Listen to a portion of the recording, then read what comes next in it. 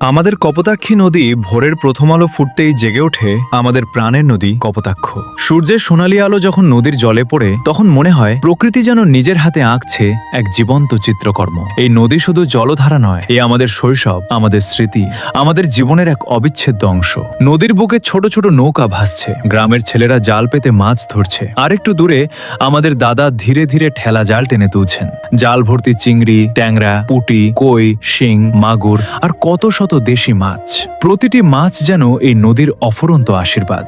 নদীর দুই তীরে সবুজ গাছপালা, পাখির মিষ্টি ডাক, শীতল বাতাস আর ঢেউয়ের মৃদু শব্দ, সব মিলিয়ে মনে হয় এ যেন বাংলার হৃদস্পন্দন।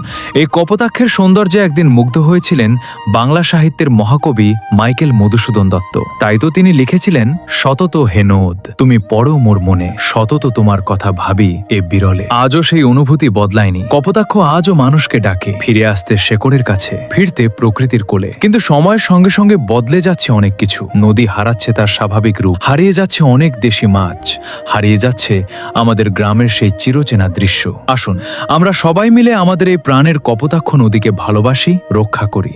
কারণ নদী বেঁচে থাকলে বেঁচে থাকবে প্রকৃতি, বেঁচে থাকবে আমাদের ইতিহাস, আমাদের সংস্কৃতি, আর বেঁচে থাকবে হাজারো শৈশবের স্মৃতি। কপোতাক্ষ শুধু একটি নদীর নাম নয়, এটি আমাদের হৃদয়ের স্পন্দন, আমাদের গর্ব, আমাদের ভালোবাসা।